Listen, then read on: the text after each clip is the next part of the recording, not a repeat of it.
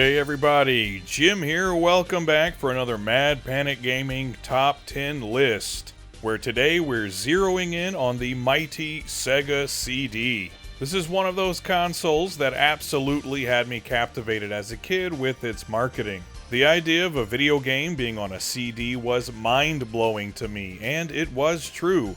There was no Nintendo CD, so I desperately wanted to get my hands on this thing. It wasn't until years later that I actually got to own a Sega CD and came to appreciate some of the games in its library.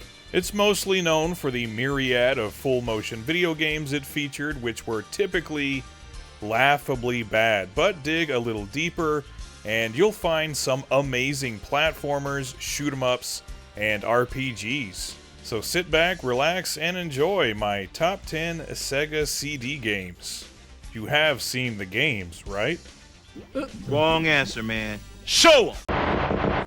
Starting off at number 10, I've got Android Assault, aka Barryarm, which is just one of several shoot-'em-ups you'll be seeing on this list because, hey, I'm a big shmup fan, and while the Sega CD didn't have nearly as many bangers as the Genesis did, it had a few, and this is one of them. I like Android Assault mainly because of how simple the gameplay is. You only have one button to worry about, which is your fire button, and you have a charge shot that powers up automatically whenever you're not firing. You've got a handful of weapons that you can utilize, and your ship morphs into a badass mech after collecting a few power-ups. And that's basically it. Destroy everything in sight with some cool weapons, soak up some decent visuals, and enjoy an especially awesome soundtrack. This game doesn't reinvent the shoot-'em-up wheel, but it didn't really have to. It's just an all-around solid and fun shooter, and I like it a lot. Next up at number 9, I have Fatal Fury Special. There weren't very many fighting games on the Sega CD, and even fewer that are actually worth playing, but if I could only play one, this would be it. True, it doesn't hold a candle to its Neo Geo counterpart, but it's still a decent playing game, and it even features Ryo Sakazaki as a playable character right from the start. The visuals had to be pared down a bit, and the sound effects are taken directly from the Genesis, so they're pretty muffled, but on the other hand, this is an otherwise colorful and nice looking game with big character sprites, and the music sounds incredible. So while it's far from perfect, it's still a solid fighter, and that's good enough for me. It was a close call between this and the Sega CD port of Samurai Showdown, but at the end of the day, I'm just a Fatal Fury kinda guy. Next, at number 8, I have The Terminator, which is a game that honestly surprised me the first time I played it. I'd already seen it on an episode of Angry Video Game Nerd and thought it looked okay. But when I finally gave it a try, I found that I really like this game. This is another game that definitely has its flaws. There are some annoying bits here and there, but overall it's a solid playing, fun, and moderately challenging run and gun. Each stage is a bit of a maze, which is great. It's not just a simple matter of running to the right and shooting everything like most games in the genre. You're equipped with some pretty kick-ass guns and grenades, and there are power-ups scattered around each stage to help you along. The visuals are pretty damn good, all things considered, and the soundtrack, quite simply, kicks ass. And at only about an hour long, it's not a game that overstays its welcome. Get in, destroy some Terminators, and get out. Now that's a premise I can get behind. At number 7, I have another great shoot-'em-up, and that is KO Flying Squadron. This is an instance where I actually played the sequel first, which is mainly a platformer with some shooting segments thrown in here and there, and they were really fun, which made me want to go back and give this game a try, and what I found is a supremely enjoyable shoot-'em-up. You fly through the air on a dragon in a fictional, cartoonish depiction of Edo period Japan and blast away at everything in a gameplay style not unlike Gradius, though I guess a better comparison would be Parodius. Anyway, KO Flying Squadron features some especially fun shooting gameplay, a moderate level of challenge, vividly colorful and detailed visuals, and an awesome soundtrack.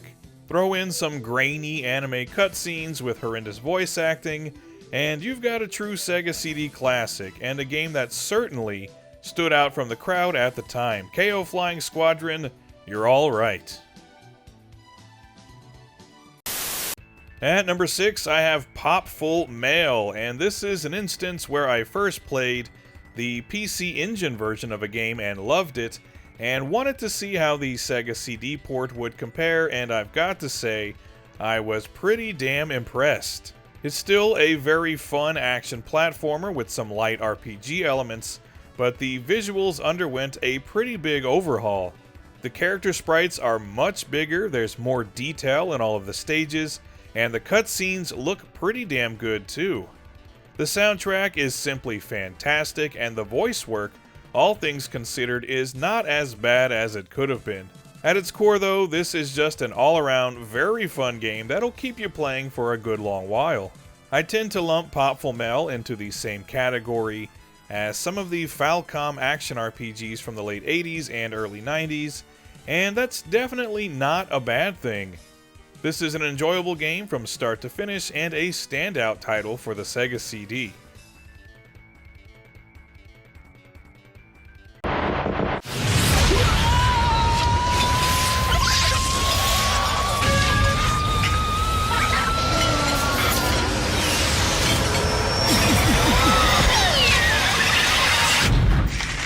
Want to see more?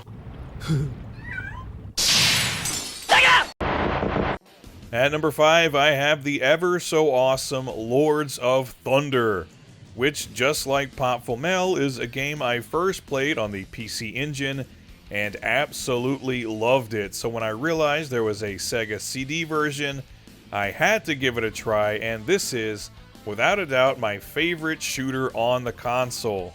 You've got 4 different suits of armor to choose from, each with its own unique abilities, a bunch of cool stages you can play through in any order you want, a bunch of power-ups to buy in the shop with the crystals you collect, huge boss battles, outstanding graphics, and a soundtrack that features some of the most kick-ass, face-melting metal riffs to ever grace a video game. It's a little on the easy side by shooter standards, but that can be forgiven because this is an otherwise amazing game that I go back to on a regular basis. In short, Lords of Thunder kicks ass.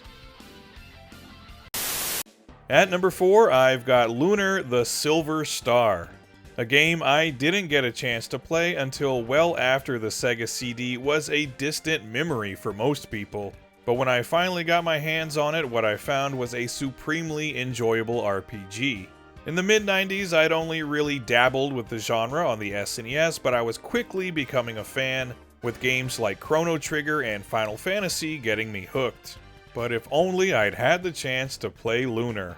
This game featured some beautiful graphics, amazing sound design, traditional turn-based gameplay that pretty much never gets old, and an interesting and engaging story with likable characters. It's the total package. The only real drawback is that it's a bit short for a JRPG, but other than that, Lunar is a bona fide classic and one of the best reasons to own a Sega CD. Next up, at number 3, we have the Konami Cyberpunk classic that is Snatcher. And this is a game that I would have absolutely loved during my 13-year-old being obsessed with Blade Runner and cyberpunk anime phase. But I wasn't able to play it until years later, and what I found was a supremely cool and enjoyable adventure game that actually had some pretty damn good voice work by the standards of the day. It did what a lot of Kojima games do and brought together various elements from popular films and threw them into a video game blender. Most notably taking inspiration from Blade Runner, but also throwing in bits of Terminator and Invasion of the Body Snatchers. And what came out the other end was a stylish, violent, and occasionally confusing adventure in Neo Kobe City, complete with some striking visuals, memorable characters, and one hell of a soundtrack. I've played through this game on numerous platforms and always enjoy it, but it definitely stands out as one of the absolute best games ever released for the Sega CD. Next, we have the runner-up for this list, and that is Sonic CD, which is a game that I desperately wanted to play when I was a kid, as I was a big fan of the first couple of Sonic games when it came out, and I could only imagine how awesome the series could be on CD. And yeah, it's pretty damn awesome. It took the basic formula of those early Sonic games, basically just run fast as hell and collect a ton of rings, and added a cool time travel gimmick to shake things up a bit. So every stage was, in theory, actually 3 stages in one, and they have lots of little nooks and crannies to explore, and of course, a series of bonus stages in pursuit of the Chaos Emeralds. This time with a quasi 3D look reminiscent of the SNES's Mode 7. So everything you want from a 16-bit Sonic game is here in terms of gameplay, and it's coupled with some vibrant graphics, even a little bit of FMV, and some seriously cool music, both in the US and Japanese versions. All things considered, this is my third favorite 16-bit Sonic game, right behind Sonic 2 and Sonic 3, and that's some damn good company to be in. And the number 1 Sega CD game, at least as far as I'm concerned, is Earthworm Jim Special Edition. When I made my list of the top 10 Genesis games, I put EWJ at number 2, right behind Sonic 3, as it's one of my favorite games ever. And here we have a version that looks and animates better, has some additional content to enjoy, and has a totally overhauled soundtrack, making music that already sounded great on the Genesis sound honestly 10 times better. All of that aside though, this is still just classic EWJ, with fun and challenging gameplay, cool visuals, lots of memorable characters, and the series' trademark humor. It's a damn near perfect game in my estimation, which might sound a bit hyperbolic, but what can I say, I'm very partial to big talking worms in a mechanical suit. The Sega CD's game library features some quality titles in a variety of genres, but if I could only play one, it'd be this one right here, Earthworm Jim Special Edition. It's not just groovy, it's awesome, and it's my pick for the best game on the Sega CD. So there you go, everybody. Those are my picks for the top 10 games on the Sega CD. So let me know down in the comments what you thought of my list, both good and bad. And be sure to let me know what your favorite Sega CD game is. If you have one, I'd certainly love to hear from you. And until next time, thanks for watching Mad Panic Gaming. And stay awesome, everyone. Goodbye.